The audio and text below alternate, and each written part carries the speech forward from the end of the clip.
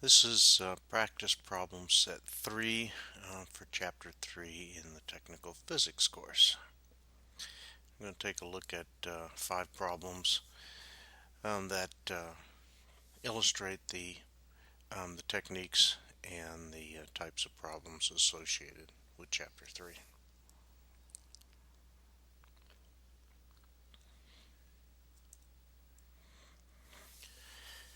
The first exercise has you look at doing a graphical solution of two vectors.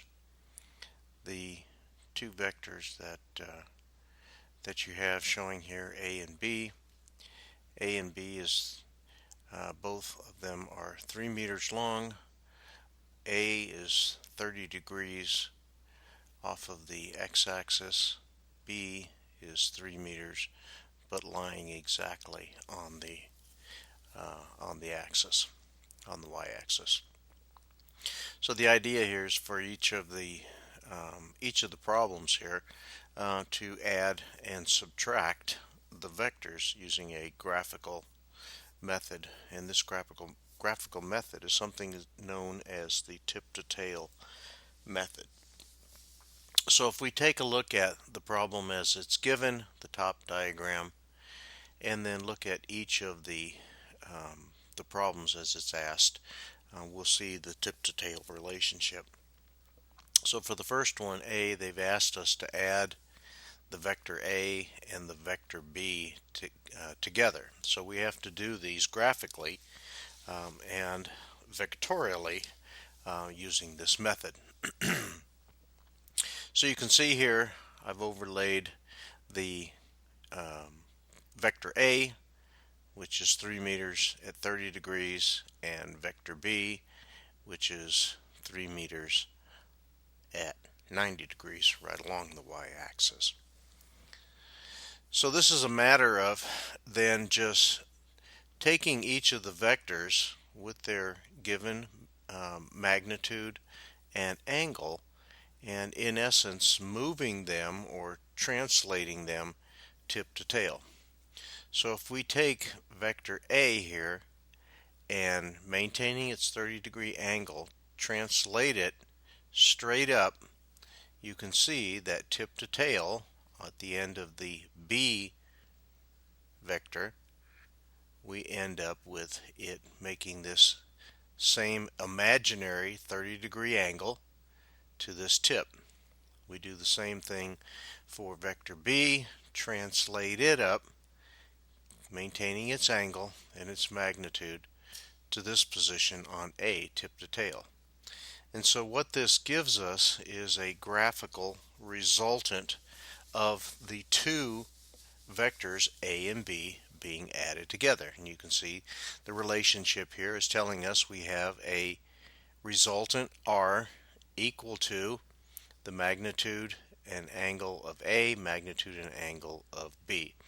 Now in this, that's not shown is that when we draw our resultant vector from the origin out to this point in space where A and B form, you would end up with this new angle. You would have to lay a protractor over the top, lining it up very carefully on the X and Y axis, and in doing so you can see that now the resultant has an angle of 60 degrees in adding the two vectors together graphically. So the answer then would end up being, and you would have to measure this very carefully, that we have a new resultant magnitude of 5.2 meters from here to the tip, and it forms an angle of 60 degrees. So we've added A and B together graphically as well as vectorially. The next problem then asks us now to find the difference between A and B. So we're going to subtract vector B from vector A. You'll notice here that in setting the problem up, we still have vector A unchanged, 3 meters at an angle of 30 degrees, But now what we have to do is take the vector b and subtract it. Well, this requires us to have the vector now pointing straight down on the y-axis or at a negative 90 degrees. And so now when we lay this out, much like we did with the first problem, we now have A just as it was drawn, but now B down the y-axis at negative 90 degrees. Again, once we have that set up, you would very carefully translate A down to tip to tail on B and translate B over to A, tip to tail. So in doing that, you'll notice that the new resultant vector now becomes the resultant of A minus B.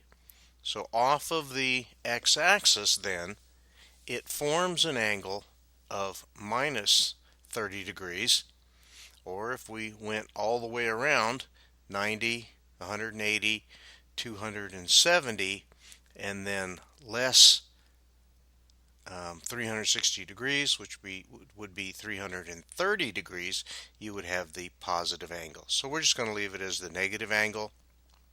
And in this case, when you make the careful measurement on your drawing, you would find that the resultant now is 3 meters at an angle of minus 30 degrees.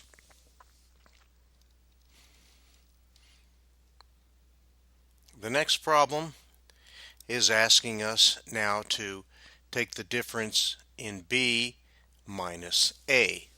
So now in this case, we're going to leave B just as it was drawn at the 90 degree point straight up the y-axis, but now we're going to take A, since it is now a negative vector, and move it around, in essence 180 degrees, so that it is now pointing in the negative direction.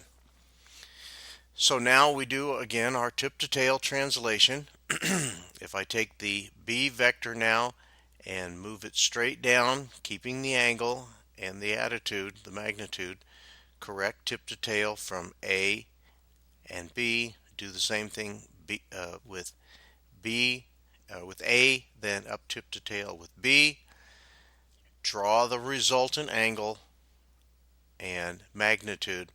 We now see that this forms an angle of 90, 180 minus 30 degrees. So we should be at an angle now of positive 150 degrees, and if we carefully draw this, we would have a magnitude of 30 meters. Okay, so now we've taken the difference in B and A.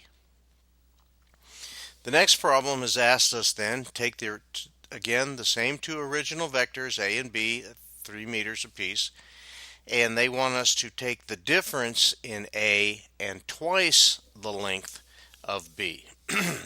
So now what we're going to do is we're going to take vector B at 3 meters, multiply it times 2, change the sign, and it is now minus 6 meters in the minus 90 degree angle.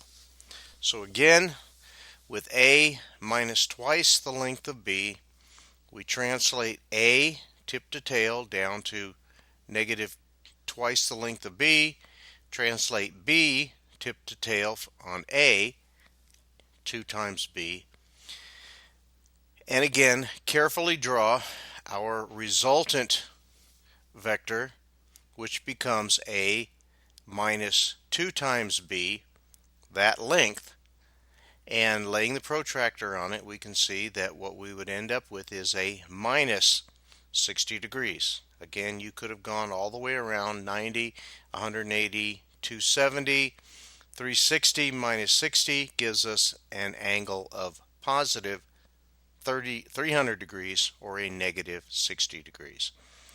Laying your ruler very carefully on the resultant and measuring, we now have a resultant magnitude of 5.2 meters.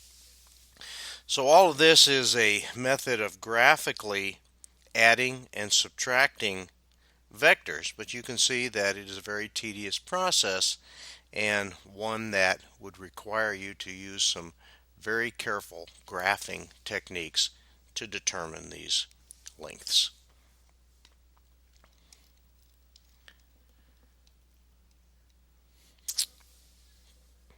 Problem 2 says a girl delivering newspapers covers her route by traveling 3 blocks west, 4 blocks north, and then 6 blocks east. So the first thing that we need to do, pull out a piece of graph paper and lay out this representation on the graph paper. So we create an origin point where we can draw each of these out and carefully map the direction of travel for each of these vectors. So for the first one, 3 blocks west, if this becomes our origin, we go 3 blocks in a direction, if we had a map laying here, of 3 blocks to the west. Then from there, she covered 4 blocks north. So tip to tail, 4 blocks north, 1, 2, 3, 4, straight up. And then it says she covered 6 blocks to the east. So now we go in the positive direction, 1, 2, 3, 4, 5, 6.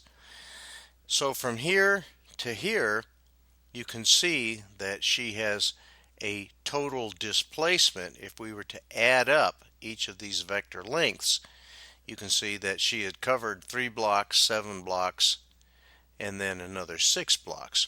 But her vector displacement ends up being from beginning to end only 5 blocks. So let's see how we show this. So what is her resultant displacement? So what we do is we label each one of these, vector A, vector B, and vector C, and identify it with its magnitude and direction. Magnitude 3 blocks, direction west. B 4 blocks, direction north. C 6 blocks, direction east.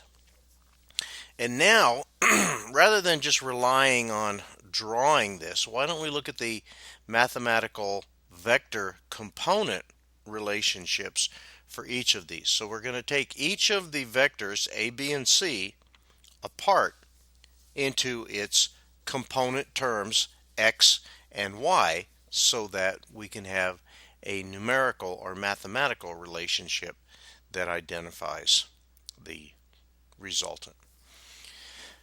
So you see here we have a sub x and a sub y. A sub x then is the x component of A, and in determining the x component we always use the cosine. In determining the y component we always use the sine. So the magnitude times the cosine of the angle, 3 times the cosine of 180 degrees. The cosine of 180 degrees is -1. If you don't believe it, pull out your calculator, enter 180 degrees, make sure you're set in the degree mode and not the radian mode, and hit cosine, and you should get a -1 as your answer. So 3 times -1 gives us an x component of vector A as -3. Well, if we take a look at this on the graph, you can see it is a representation of the movement in the direction west 3 blocks, and it covers a magnitude of 3. In our orientation, Cartesian orientation, this would be -3 blocks. So now let's look at the y component. Well, without doing the math, we could very quickly see that by inspection, the y component is going to be 0 because there is no y component for vector A. But let's go ahead and do the math and show this. So 3 times now the sine of 180 degrees. Again, enter 180 degrees into your calculator, hit the sine key, lo and behold, you get 0.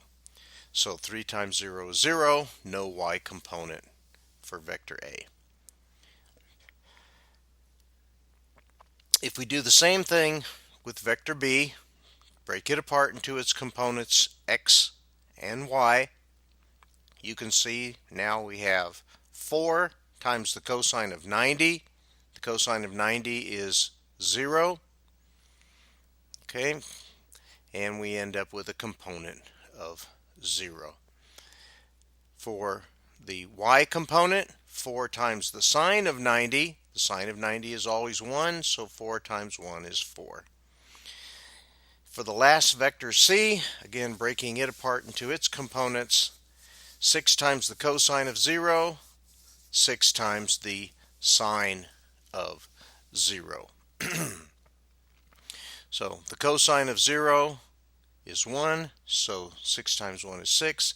The sine of 0 is 6 times 0, or 0. So now what we do is we gather each of the x and y components, which become our resultant components, and we add them together, observing the signs or the polarities.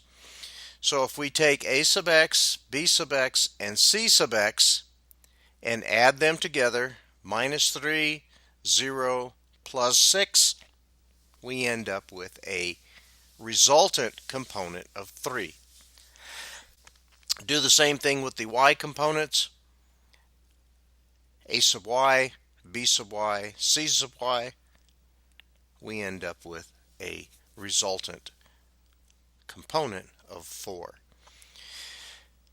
Now, using Pythagorean Theorem, all we have to do is square each of those resultant components, add them together, take the square root, and you can see we come up with a resultant of 5. Well, if we look at the graphical representation, if we measured this, we would have 5 blocks. But how do we determine what that angle very accurately is going to be without using a protractor? Well, the relationship says if I take the tangent of the angle and let it equal to the resultant y component divided by the resultant x component, I end up with a ratio of 4 to 3.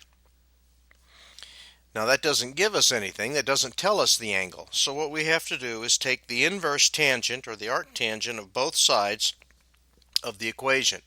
If I take the inverse tangent of tangent theta, I simply get theta. If I take the inverse tangent of 4/3, what I get back is the angle. And in this case, the inverse tangent of 4/3 is 53.13 degrees. So that would be the angle that the resultant makes from our original origin, which is right here on the graph. So that's a little bit of a combination looking at the graphical method as well as applying the vector mathematics by using the component solutions for a x and y to determine the total sum. So you can see vectorially we can't just simply add the lengths together. We have to add the components of the lengths together.